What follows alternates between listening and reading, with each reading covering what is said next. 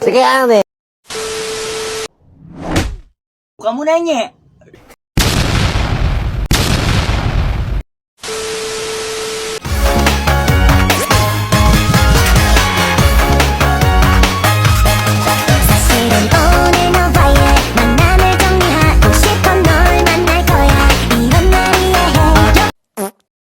Assalamualaikum warahmatullahi wabarakatuh.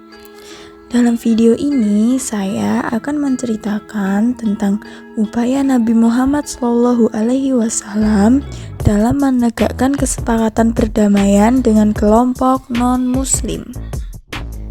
Kali ini saya akan membahas tentang dua peristiwa penting dalam sejarah awal Islam, yaitu Piagam Madinah dan Perjanjian Hudaybiyah. Ketika hijrahnya Nabi Muhammad SAW dengan umat Islam dari Mekah ke Madinah, menjadi dimulainya awal babak baru dalam perkembangan dakwah Islam. Di Madinah tidak hanya didiami oleh kaum muslimin Ansar dan Muhajirin, tetapi juga kaum Yahudi dan masyarakat Arab yang belum masuk Islam. Nabi Muhammad kemudian mempertemukan tiga entitas masyarakat Madinah, yakni Muslim, Yahudi, dan paganisme.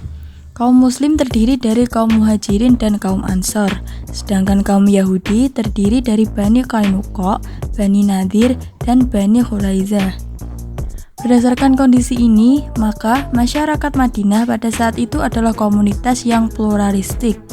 Untuk itulah, kemudian Nabi Muhammad mempertemukan semua komponen masyarakat Madinah. Nabi Muhammad mengajarkan sahabatnya untuk tidak menyakiti dan memerangi agama lain di Madinah selama mereka mau hidup berdampingan secara damai. Sikap Nabi ini menunjukkan kemuliaan Nabi sebagai rahmatan lil alamin, sekaligus contoh sikap kenegarawanan sejati. Tetangga yang paling dekat dengan orang Madinah adalah orang-orang Yahudi. Sekalipun mereka memendam kebencian dan permusuhan terhadap orang-orang Muslim, namun mereka tidak berani menampakkannya. Rasulullah menawarkan perjanjian kepada mereka, yang intinya memberikan kebebasan untuk menjalankan agama dan mengelola kekayaan, dan tidak boleh saling menyerang atau memusuhi. Perjanjian ini dituangkan dalam piagam yang disebut Piagam Madinah, atau bisa disebut juga dengan Konstitusi Madinah.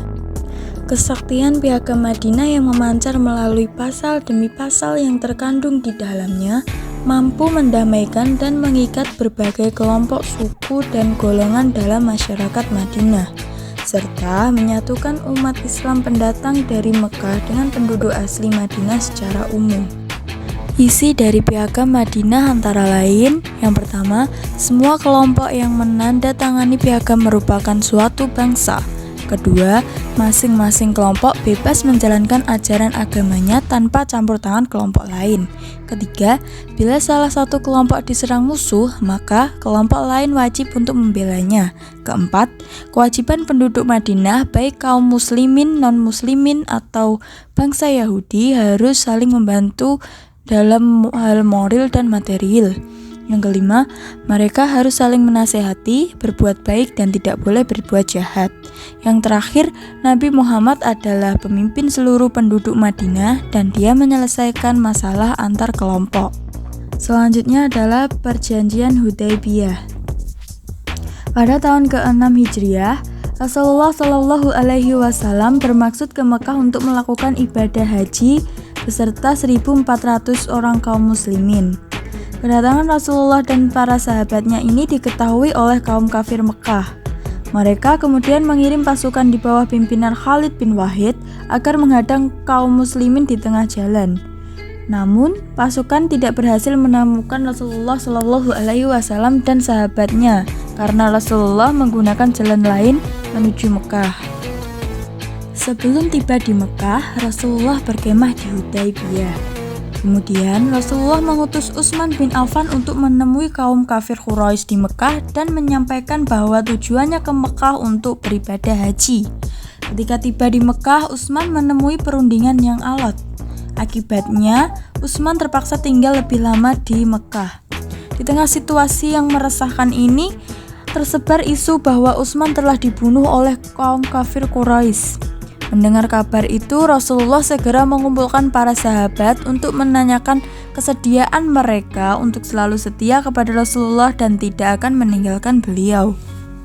Peristiwa ini disebut sebagai Baiat Ridwan.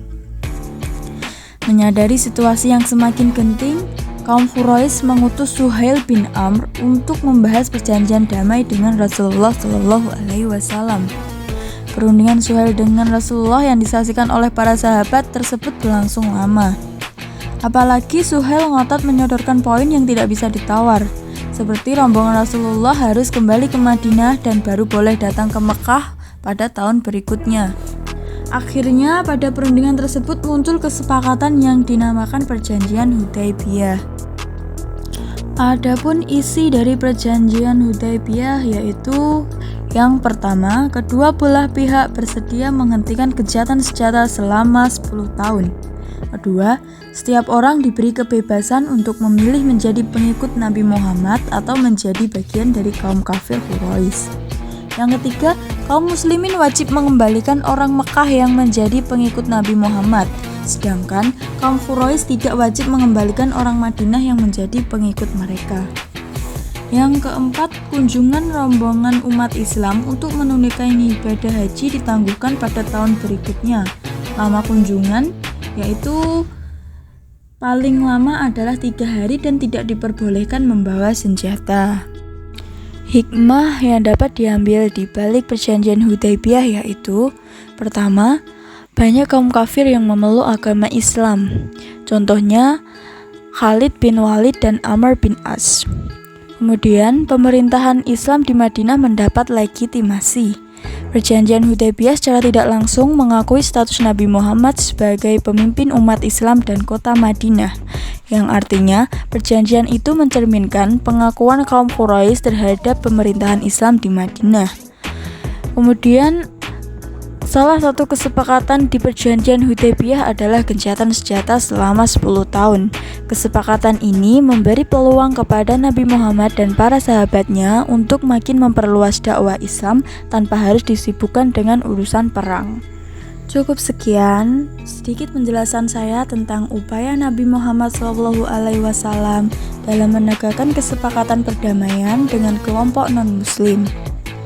Kurang lebihnya saya mohon maaf. Terima kasih atas perhatiannya. Wassalamualaikum warahmatullahi wabarakatuh.